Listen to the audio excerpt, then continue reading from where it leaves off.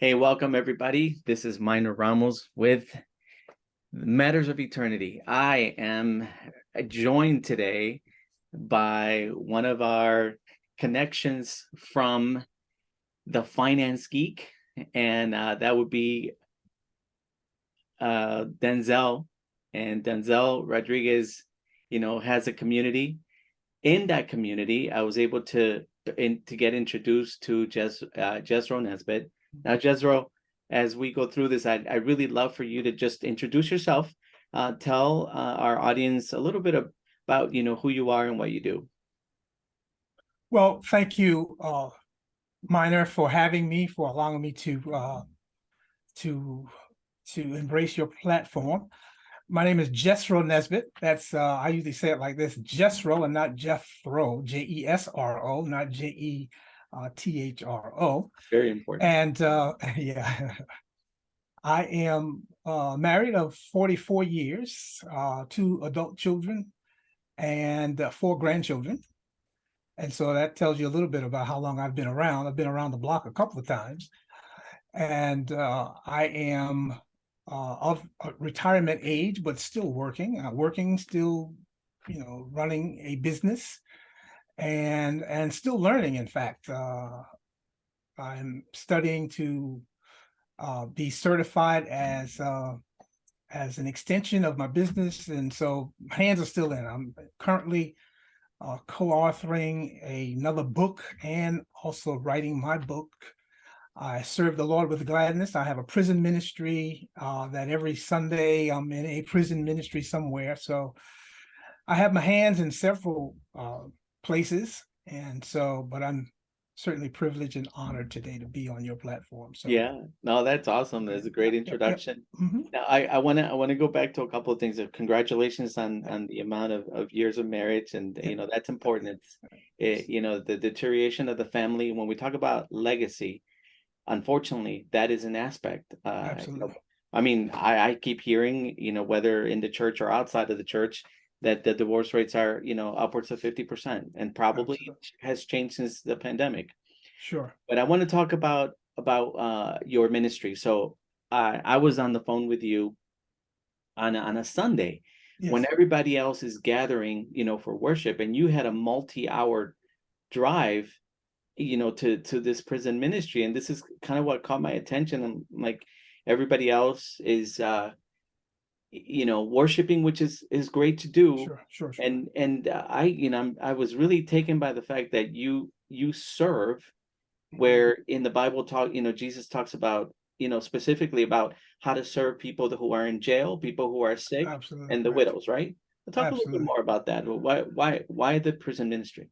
Yes, sir. Well, my passion for prison ministry started years ago when I received the Lord as my Savior. Actually, I started with street ministry, and I, most people have a background somewhere, either on the streets or we have a journey. So my journey was pretty much growing up in Brooklyn and Queens, New York, and so I had my bout with with the street life. Mhm. And so when I received the Lord, I mean, I just had a passion for the Lord and for his people. And because he's called me to serve, I wanted to find where I could put my hand to the plow and serve. So back in the 80s, I believe it was, I had opportunity to minister at Sing Sing. And I remember that so clearly, young believer. I remember because the title of my message at Sing Sing was Sing Sing from Mhm. Acts 17 when Mhm. Paul and Silas were in prison and they sang before the Lord and there was an earthquake. And so I did that for many years. And then when my wife and I and children moved to Virginia, I kind of got away from it for a while. So, but from the last 8 years, I've been serving at several of our state prisons, Mhm. and there's a process to go through in order to go into the prisons. And so each Sunday, I have a different prison where I'm in there, and I have a group of inmates. And you may think that this is one-on-one, but at one point, at a couple of the prisons before the pandemic, it was like 120 guys in a gymnasium. Mm. How cool is that? Yeah.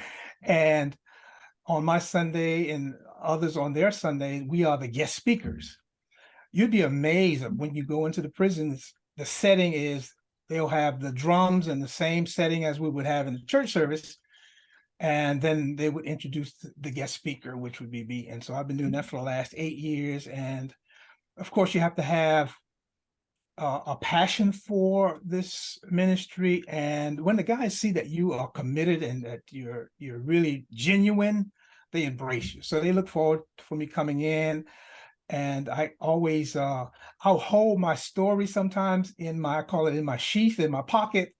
And then when I need to, because sometimes they see me now all cleaned up and I go in, I go in representing, and they may have in their mind, oh, this guy, he doesn't know what he's talking about.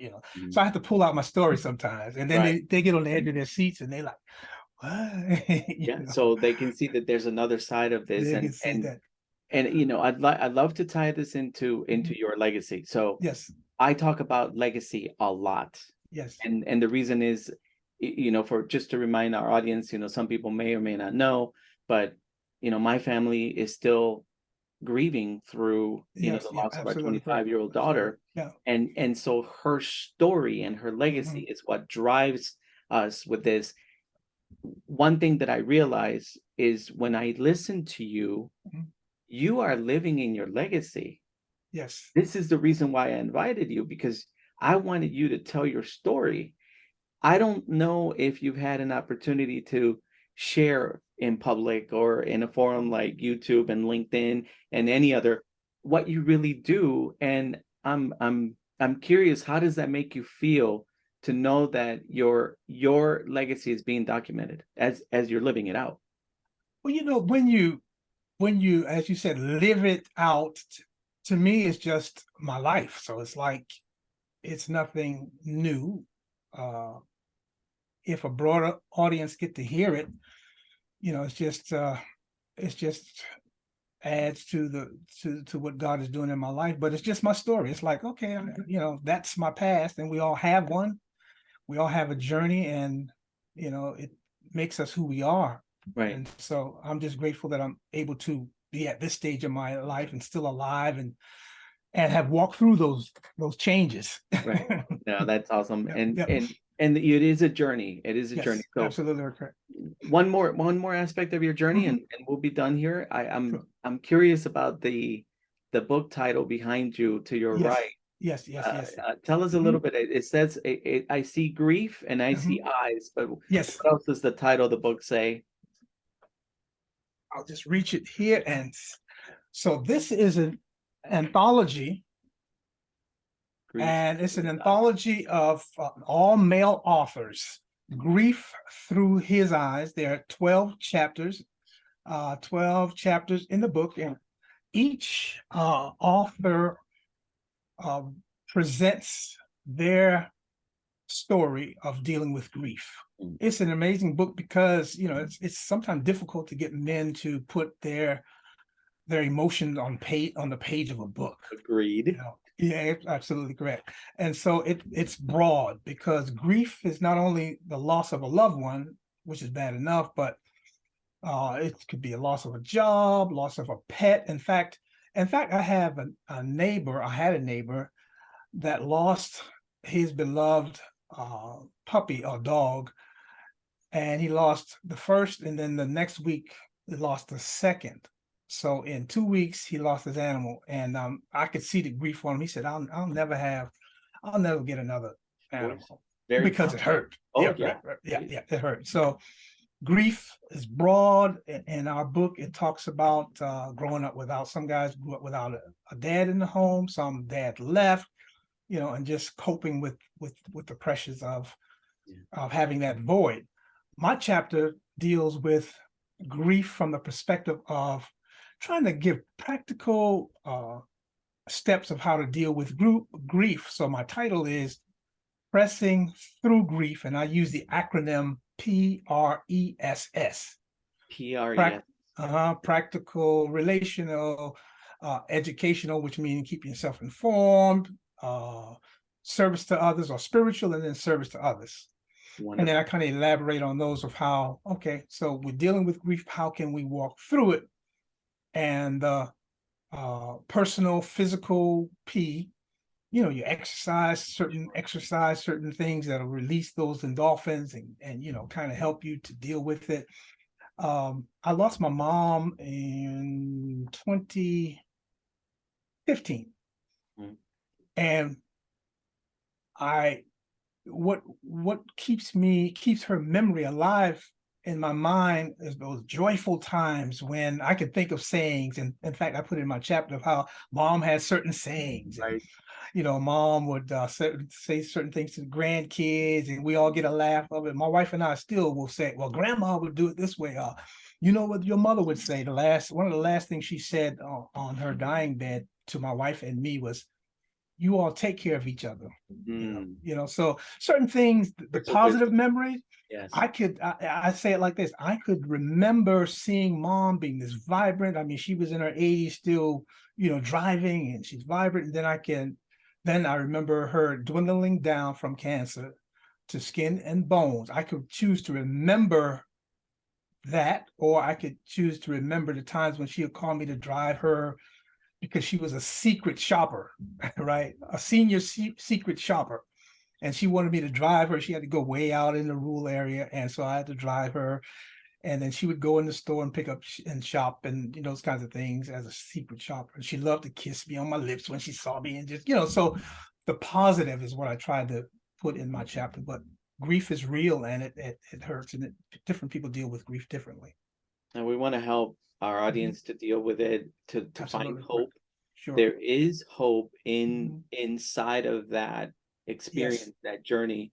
There Yes. is you can live this paradox of Absolutely. pain and grief, but Yes. also hope and joy. Yes. And Yes. we Yes. go and we go and we cover a lot of this. So thank you for your time of being here. We're Mhm. going to include the links to your book Okay. and any of your contact information. We'll make sure that we include that so that Yes. the audience can keep up with you.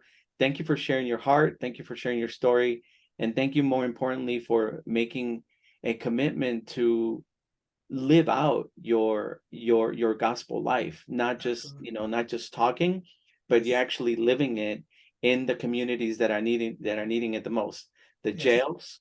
And then in our community, when we serve people that are going through hospital trauma, so in a sense we're reaching out to people that are in grief and in some kind of hospital setting. So again, thank you for your time, Jesro. Absolutely. I appreciate you. Thank you for allowing me on your platform.